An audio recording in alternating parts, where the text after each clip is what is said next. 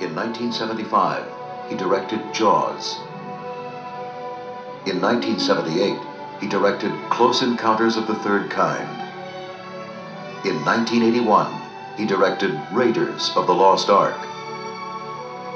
And now, Steven Spielberg brings us E.T., the Extraterrestrial. E.T. was on my mind maybe for 15, 20 years.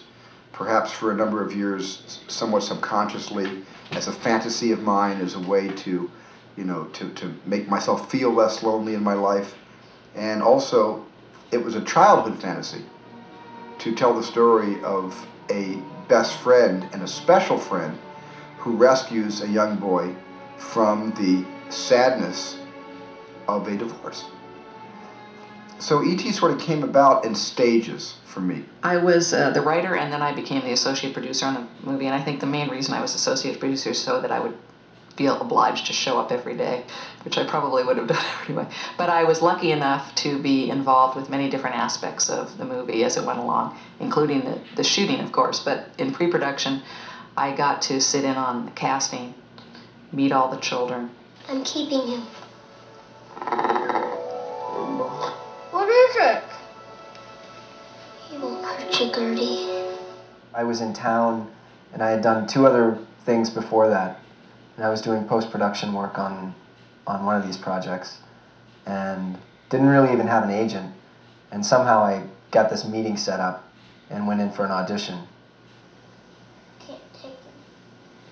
Well, I'm afraid I have to, son. Can't take him away, he's mine! But it's not my choice. The president asked me to come here and get him.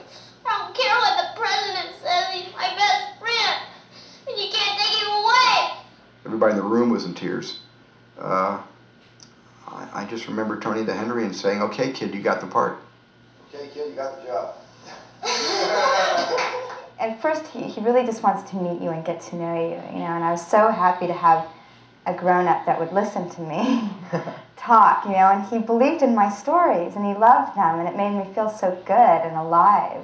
She's 6 years old. She's telling me that she's going to do a 20-city tour in America with her punk rock band. And then she kept making up stories, and they got bigger and bigger and bigger and wilder, and she just blew me away. I mean, there was no second choice. I mean, Drew Barrymore was the first choice for this part. You can't tell. Not even Mom. Why not? Because, grown-ups can't see him. Only little kids can see him. Give me a break. Actually, interviewing with him was really good because he was saying, what do you like to do? And I said, ride bikes and, play Dungeons and Dragons. And he said, well, that's in the movie. And it was just a real natural, relaxing interview. Well, I thought Robert was just a really good actor. He had stage experience. He was the most professional of all the kids. And he was the one that really, was the anchor because he had worked and he had been in front of people before acting, and he was real solid.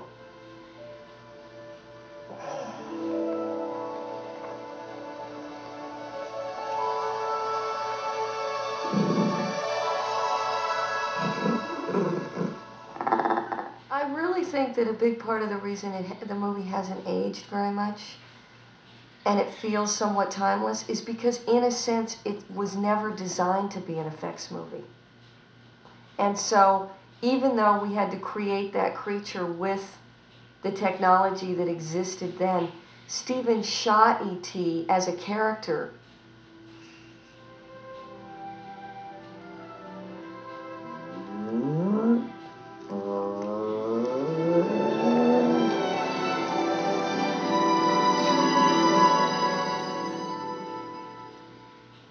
It first started with myself and Carlo Rambaldi working directly with Steven, doing drawings of E.T.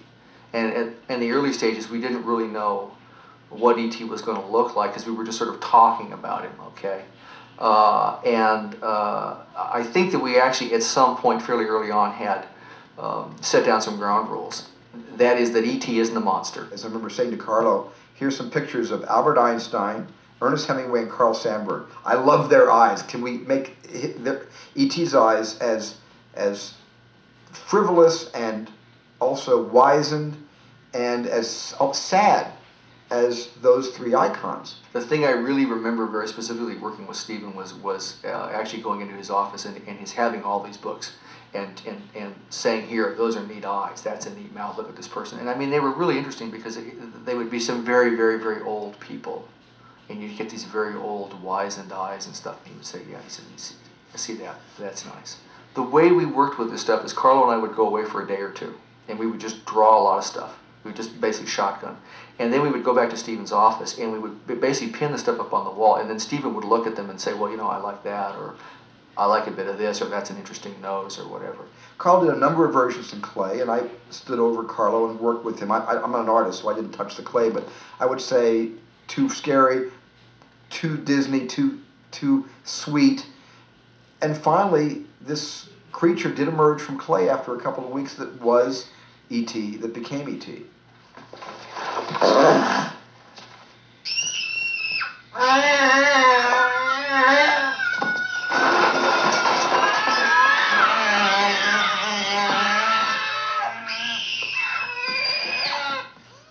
It was always very real to me. Yeah, it was amazing once everything was set to go and the cameras were rolling and you were in the scene. Everything was incredibly real.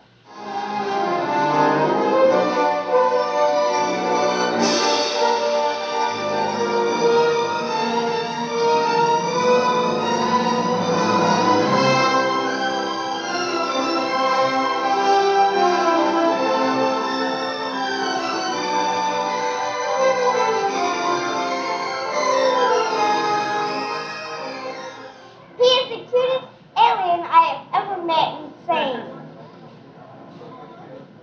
What do you think about all these people? You think they're going to like the movie? I hope so. We were really young and our whole lives changed, and we couldn't go anywhere, and all of a sudden you couldn't eat a meal without somebody coming up to you. And trying to embrace life on that level, I think was hard, being as young as we were. But I know that we did it really well, which is really cool. I don't know how much it changed me because I've never lived without having done it, So I know that it changed a lot of things for me, and it opened a lot of doors for me and did a lot of good. I think that it afforded so many opportunities that I know I certainly would never have had without it. It opened me up to more personal stories. Color Purple followed soon after that. Then came Empire of the Sun, and finally Schindler's List. It was, in a way, a ladder on a course of a kind of personal movie about human characters and human exploits and the human condition, as opposed to the other movies, which are much more, adventures and films like Jaws and the Raiders films and Jurassic Park. So my career sort of gone, on two different roads that parallel one another. There's this kind of film, there's that kind of film. And I think E.T. gave me the courage to start creating that kind of film.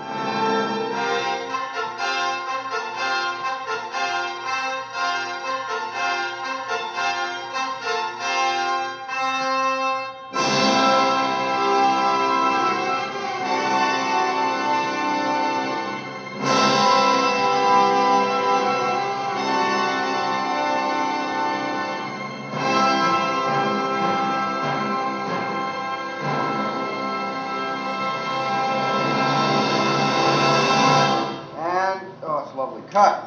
Beautiful. Beautiful. I like that.